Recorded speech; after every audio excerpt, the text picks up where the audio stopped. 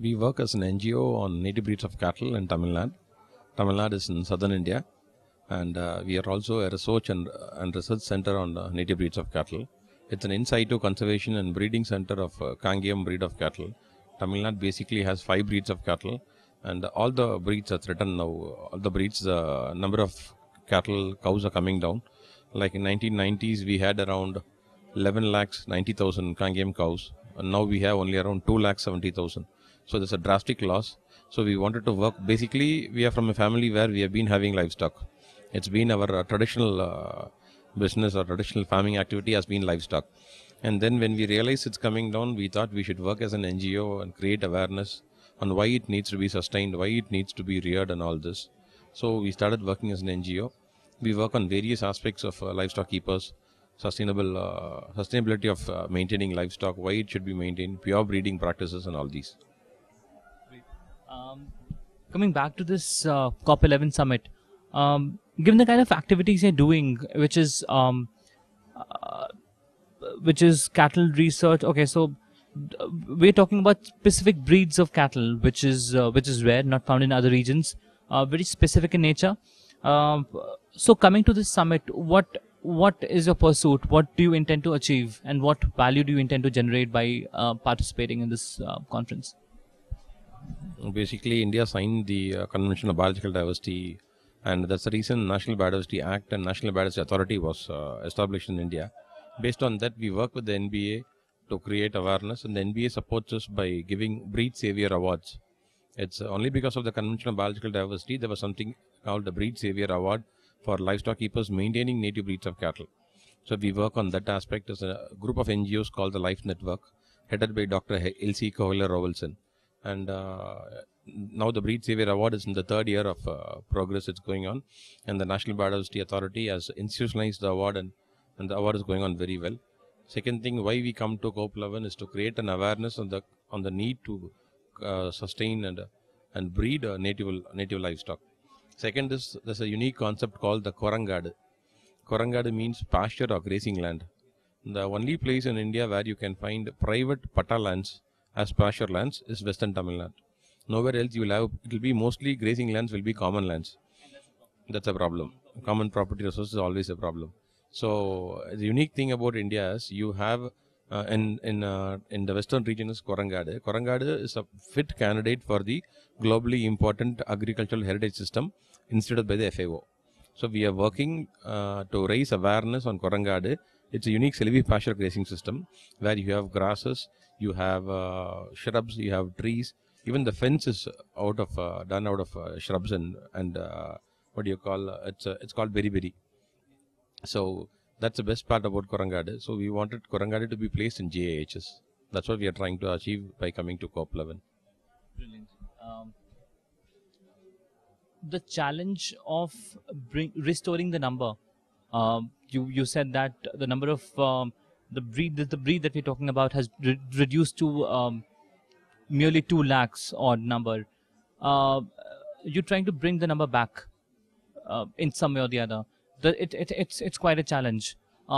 Give us some examples of the activities that you've taken up. I understand that you're taking up awareness activities, but give us an example where we can see a change. As an NGO, what we do is every year we at least give around 50 numbers of cows and bulls to livestock keepers who use it for organic farming. Organic farming is caught up very much now in India. It's called the zero budget farming by Mr. Subhesh Palekar or Dr. G. Namalwar of Tamil Nadu. They follow cattle waste farming. They say use the native cattle's cow dung. They say has innumerable benefits like the microorganisms available in it, the cow dung and the cow urine. So we create awareness on the use of cow dung and cow urine for agriculture without using any chemical pesticides. No pesticides, no DAP, no urea, no potash, no nitrogen, nothing. And you can get even better results than what you're getting. So that is one way we say why native cattle needs to be sustained. Number 2, there's something called A1, A2 milk. All the native cattle's milk is A2. It has better, it doesn't have the bad effects of A1 milk. And even if you see now in Netherlands has banned the Frisian and Jersey cow milk for children up to the age of 7. They say it leads to infant mortality. So that is another advantage why Zebu cattle or the Bos Indicus should be conserved. Bos Indica's cow's milk can be given to children up to the age of 7 and they'll be very healthy. Third thing, it's ecologically grown livestock. It is not a livestock which is had in factory farming conditions. So that is another reason. Four, we have cattle shows.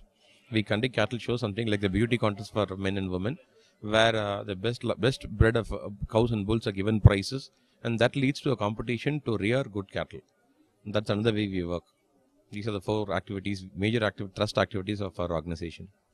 Brilliant. I mean, very interesting to know about the activities. I think they, I'm sure in the long run it will bring significant impact and measurable changes. One thing which you mentioned about Western Tamil Nadu is that there are by far the only place where we see private grazing grounds. Uh, tell us tell us more about it, and tell us how can this be popularized more and more. The Korangadu is a fit case for let it be for climate change or for GAHS. See, because the advantage in Korangadu is it needs no irrigation. 8 months in a year, because of rains, there is grass. After the grasses are over, then the legumes start growing, and the cows eat the legume, and they get lots of protein. The grasses are basically carbohydrates, and the legumes give you protein. It's a mixture of monocot and dicot grasses, and then you have trees. The tree is called Vellai Velan. The pods of the tree contain lots of iron, and the pods are very healthy for the animals, the sheep and the cow which graze in the Korangadu. So 8 months in a year, you don't have to do any kind of farming, tilling, and it's also another thing is you don't have to use any chemical fertilizers or fuel like diesel to plow with your tractors to feed the cattle. So that is one thing about Korangadu. Second thing about Korangadu is climate change. In the time of climate change, it's better you use less chemicals and less pesticides to grow something for your cattle. Third thing, when you have a Korangadu, the cows do not compete with human beings for food. What happens is in Bos Indicus, most of the cattle, they go for grazing. When you don't graze it and you have it in your farm, as factory farming, then they eat maize. They eat all kinds of stuff which human beings can consume. So when the human food is the necessity of human food is now in a serious threat now. There is a big demand. So why should we waste the resources and grow food for livestock? Instead, Korangadu can be replicated anywhere with a local, it's something like a savanna grass system.